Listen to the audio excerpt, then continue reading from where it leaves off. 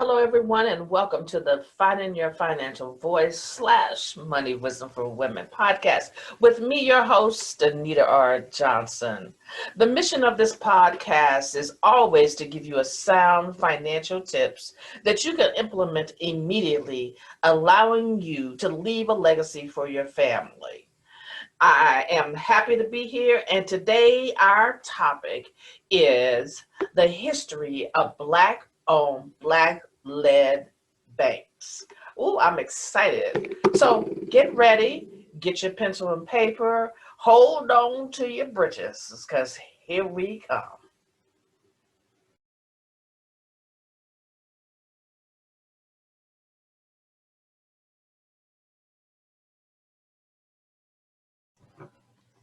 Thank you, and welcome back to the Money Wisdom for Women podcast, our very first season and our very first episode. So, this episode is about the history of Black banks. And I want to take a little time to talk about the reasons why Black banks were created in the first place. And then we're going to talk about, after we talk about that, um, about why they were created, we're also going to talk about the fall and the reasons for the fall of the Black bank. And of course, we cannot even begin to talk about Black banks until we talk about the Freedmen's Bureau, one of the first Black owned bank. And then we'll talk about, at the last segment, we'll talk about how we can begin to trust as a community, a Black community, trust Black banks again and start depositing our funds in those banks so that can actually we can actually begin to build our our community for ourselves.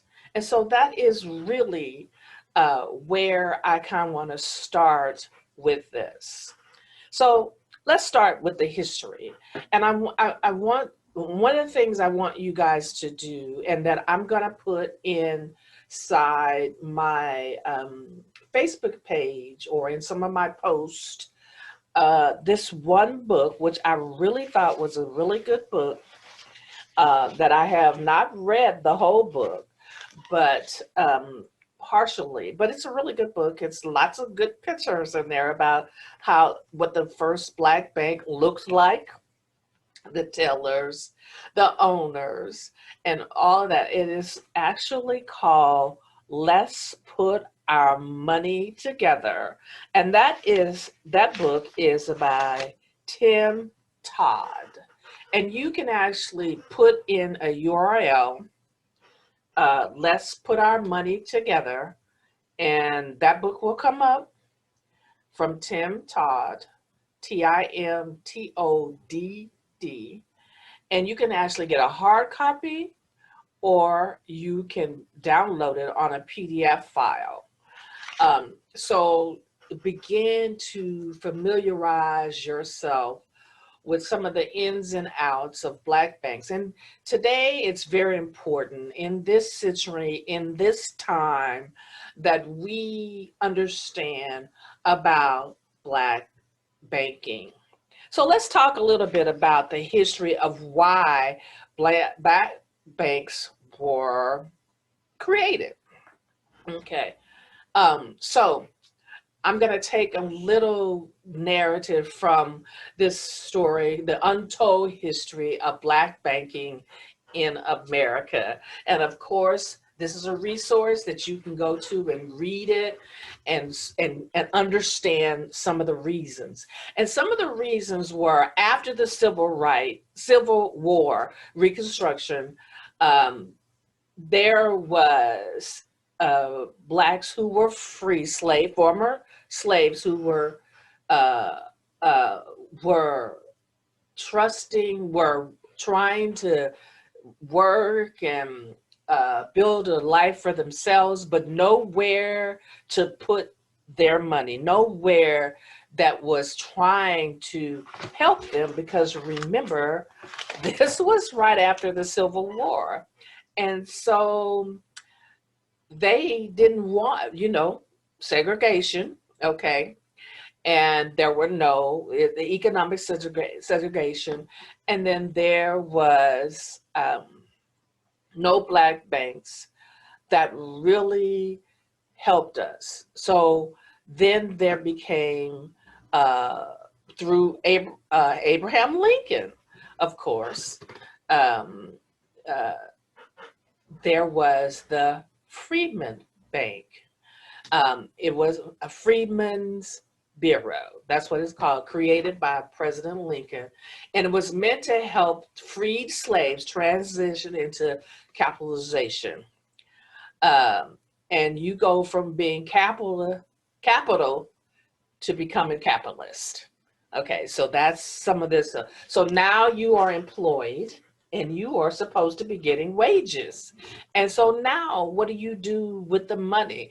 And you remember when you would say your grandmother, great grandmother, whomever that might be, have their money underneath the couch or underneath this or this place and that place.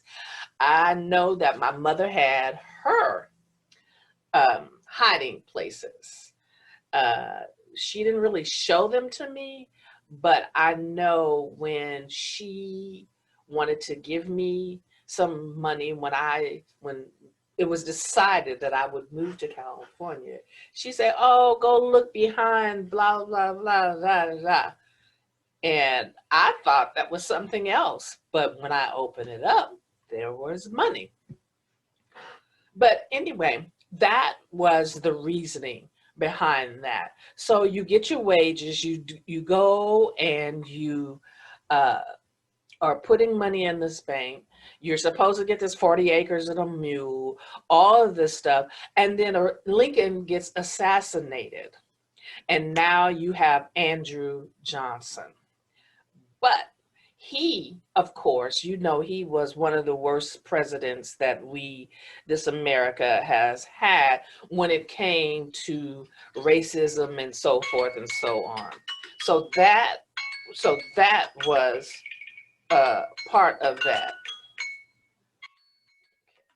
What I got here. So anyway, the one thing survives. The one thing that really survives Johnson's veto, because he vetoed the 40 acres and a mule or something to that effect, was the Freedmen's Savings Bank. And so it wasn't a commercial bank.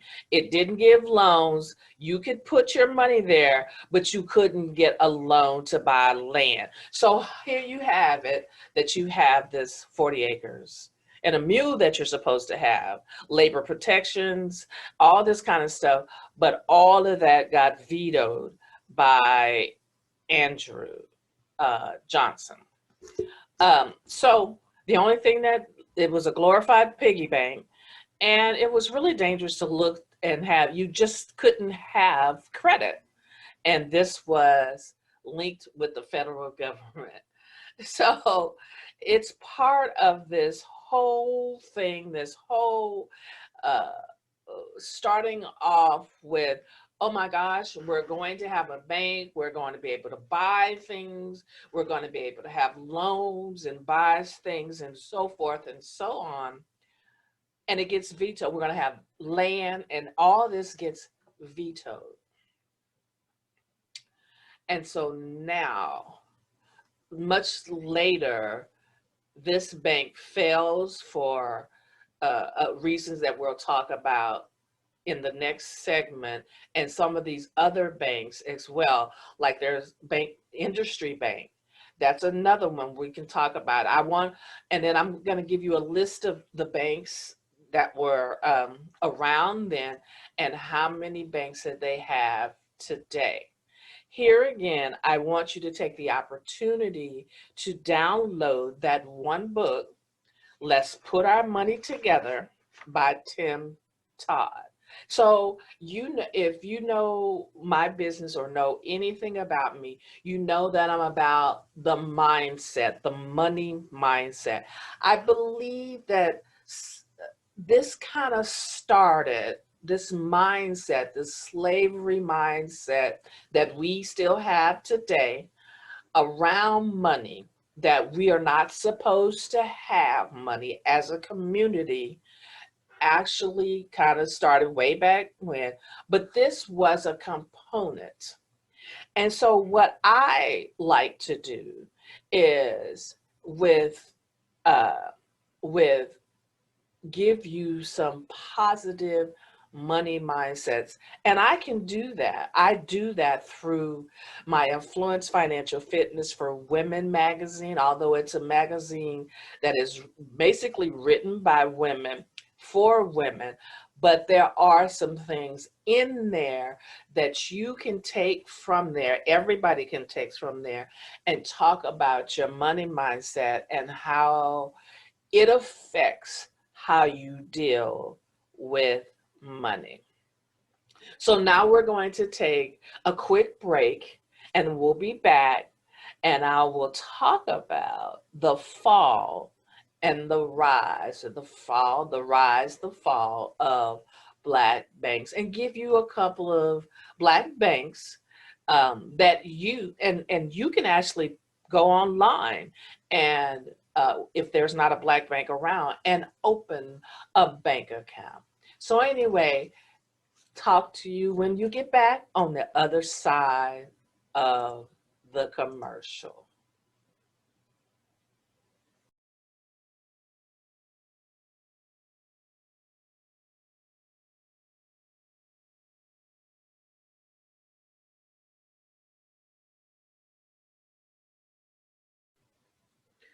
Thank you and welcome back to the Money Wisdom for Women podcast, our first season, episode 1, the history of Black banks.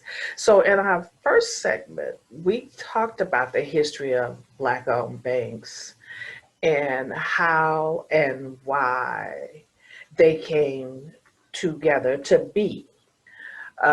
Just a quick summary: a little bit after the Civil War, or during before the Civil War, when there were uh, Black soldiers going into war for their own freedom, part of they were receiving pay, but could not really become economically sound without being able to put money inside, or either inside a bank, credit union, bond, stocks, whatever that might look like in that particular time period, where they could not or did not know how, because they had been slaves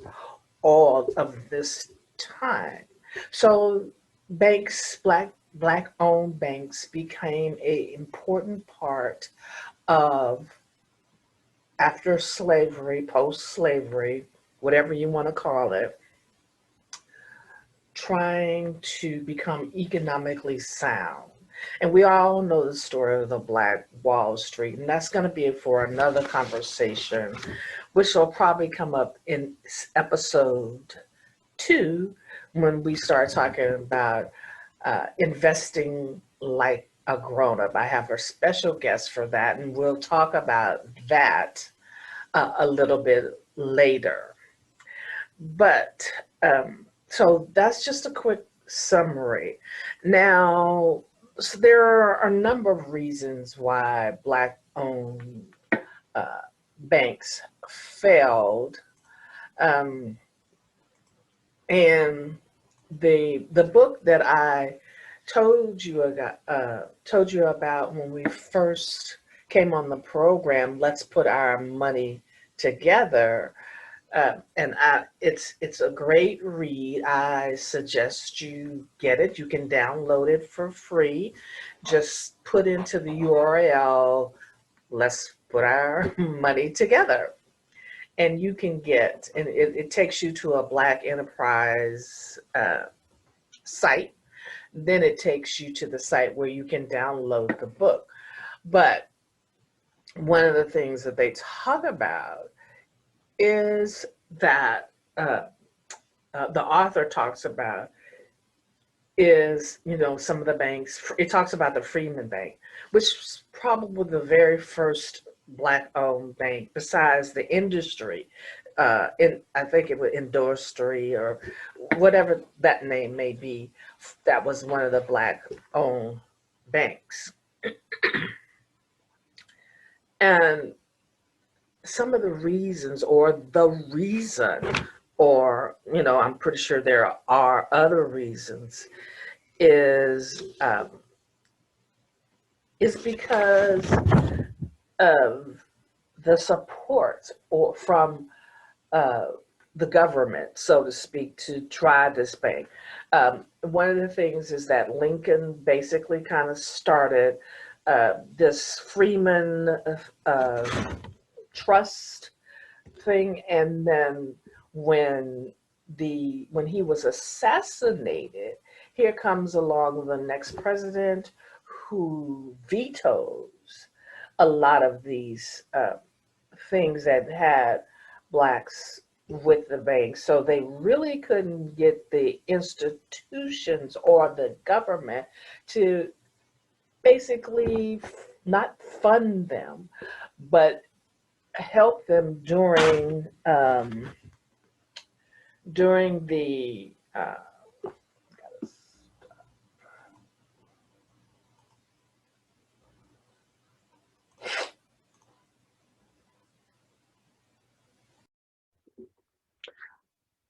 thank you and welcome back to the Money Wisdom for Women podcast, episode 1, the history of Black banks. Before we left for the first segment before our break, we talked briefly about banks and how they came to be and the reason why they came to be.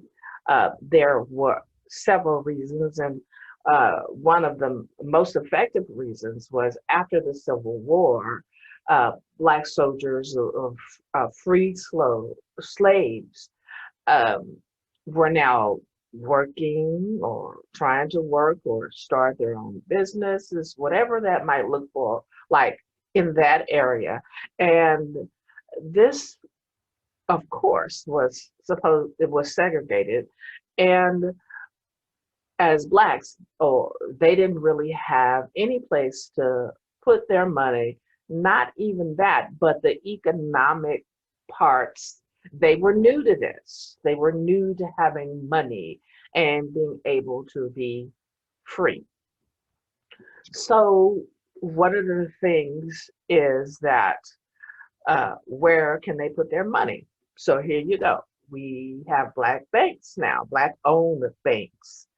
Um, and so that is a little history. And if you go back through the first segment, it really talks about, I really get into more of the reasons why. And if you actually decide to read the book, Let's Put Our Money Together by Tim Todd, you will actually get a more full and concise reasons. It's a really good read. I suggest that you read that among some of the other resources that you may think that you need to get a full understanding. In this segment, we're going to talk about the fall of the failing of black banks now, then, how it's happening now.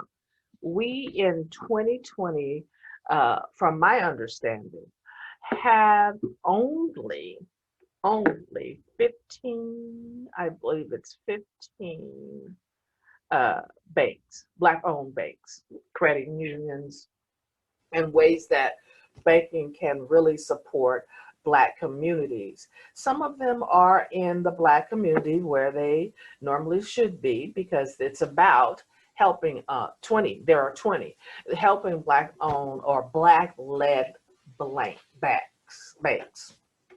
And that's really important. You can get a full list. All you have to do is Google it, use the Google machine, like our former President Bush would say. But you can Google Black owned 2020 list of Black owned banks and Black led banks. And there's a list of them. Uh, but one of the reasons that some people uh, list as some of the problems with the reasons for the banking industry is simply um, to comply with some of the regulations, the banking regulations that are so high for we as Black people. Um, Keeping Black banks small and keeping them new Black people from entering them because the larger banks actually have more to offer. So, more loans to offer, more this, more that. You can get more from them, you can get more from that. They have more assets that's available for the community. So we tend as a community, okay, I'm not saying everybody, but as a community, generally speaking, we tend to put our monies in those banks. And here and I am uh, not familiar with all the banking regulations or policies or any of this, but here is a thought.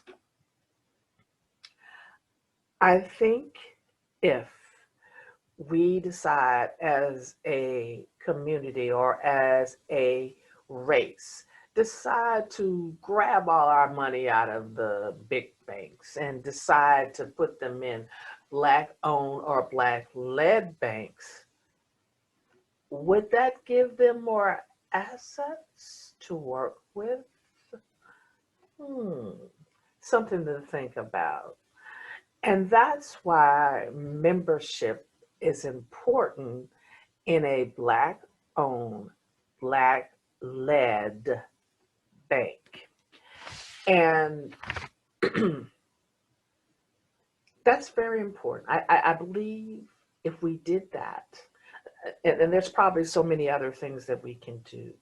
Uh, Maybe if we fought some of the policies and the bank industry policies, if we knew them, the regulations, if we knew them, what would that look like? If we had a fighter for us, if we knew who was fighting for us, could we serve on some of those boards? Could we get regulations not not taken away, but slightly because of the assets that Black owned banks compared to some of the other bigger banks? Could we kind of figure that out? And that's where membership is important. So we're going to take a quick break here and we're going to talk about membership in your finding your financial voice, community membership, and what that offers. It's not a bank, but it definitely can help you with your economic, your fear, your mindset. And here again, I always talk about mindset when it comes to money. And part of that mindset is that the bigger, the better in a bank. Okay, I can get a loan from them. I can do this. But are you really helping your community or someone else's community?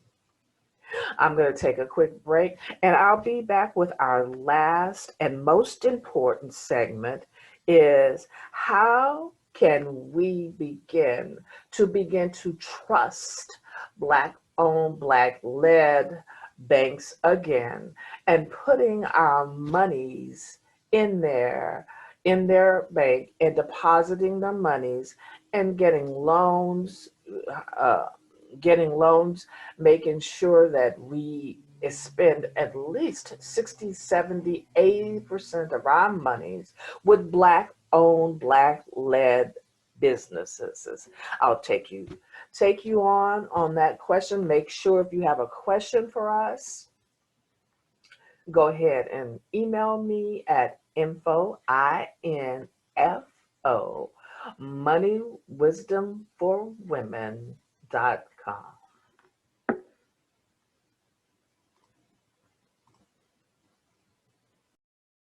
In the whole bus protest, we as a community brought down the whole economic system, right?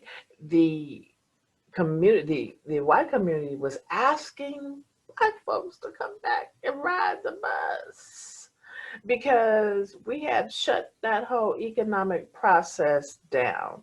And we can still do that today because we have economic power.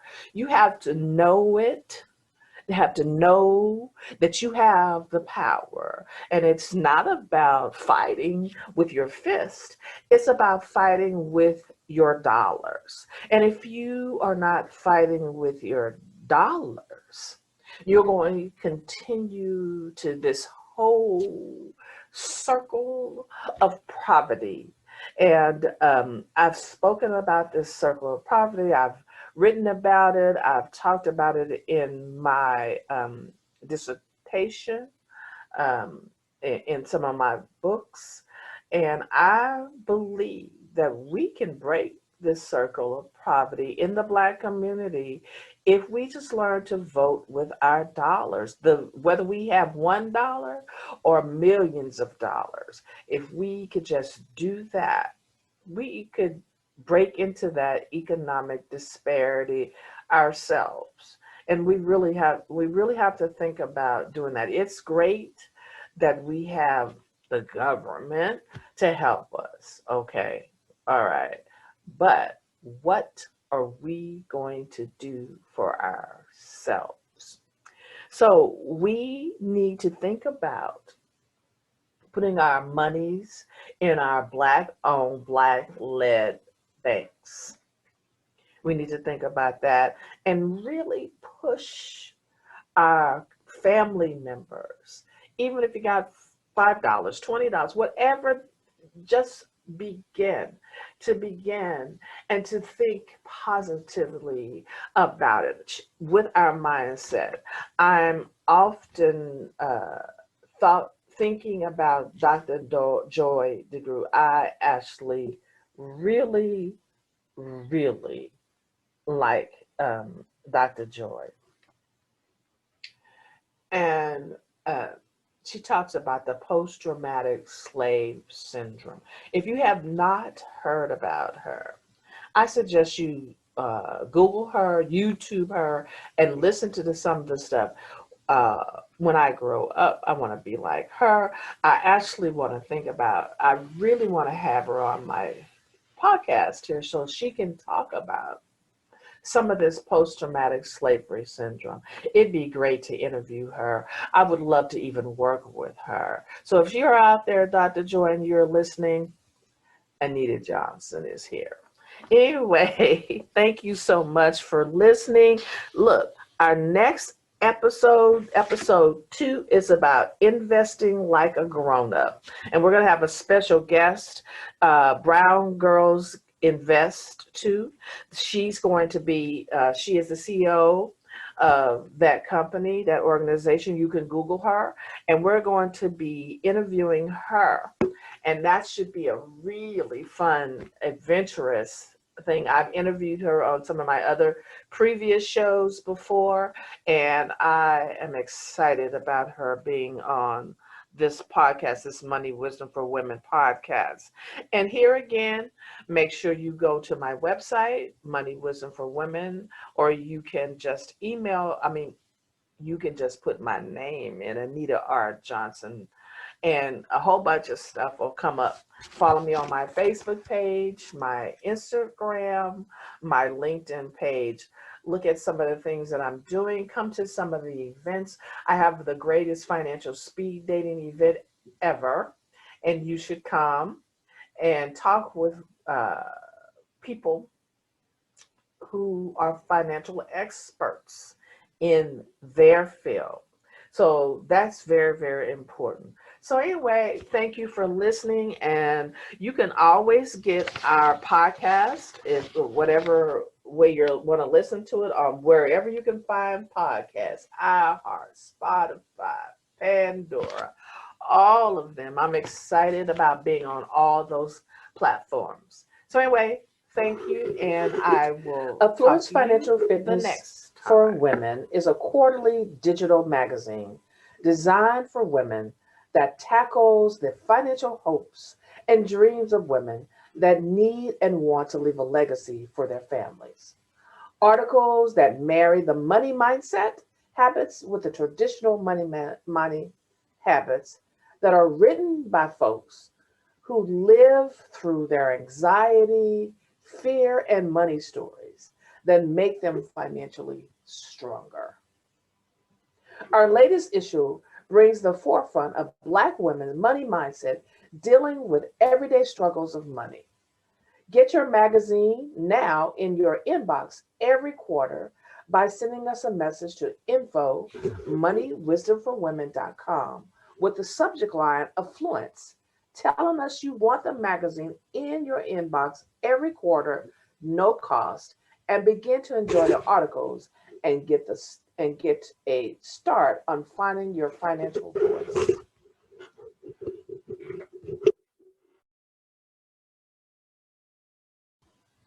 And welcome back to the Money Wisdom for Women podcast, season 1, episode 1, the history of Black banks. The first two segments basically talked about the history of the Black banks. The second one talked about the falling and the reasons why. Of course, there's a number of reasons why that Black banks have fell. And in this segment, we're going to talk about how we may able to get those back. And I think I briefly talked about that in the second segment about some of the regulations, the banking regulations that are out there that basically kind of hold Black owned, Black led banks back, the number of assets, and then of course the number of depositors that that Black banks hold, right? And it doesn't necessarily have to be Black, but how can we as a community really embrace our Black owned and Black led banks? That's really important. We as a community, we have tons of economic uh, clout. We just don't realize that we have tons of economic clout. You know, in the elections that we just had in 2020, I believe, where Black women were forced, the Black community was a force in this election to defeat uh, the incumbent president. Um, that was really important, and we have that clout. Um, we also, you know, when they had the whole and of course uh, in the whole bus.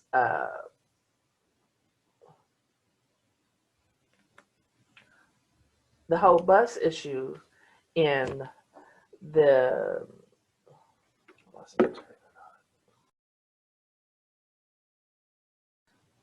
I want to thank you for listening to the Finding Your Financial Voice podcast with your host, myself, Anita R Johnson. Our next show we're going to be talking about investing like an adult. I have a special guest here we're going to be interviewing, and we're going to be excited, and we're going to be talking about investing, and not investing on some, oh, I can't do it kind of platform, but on an investment where you can actually get into and invest and feel comfortable investing. So anyway, thank you so much, and see you the next time.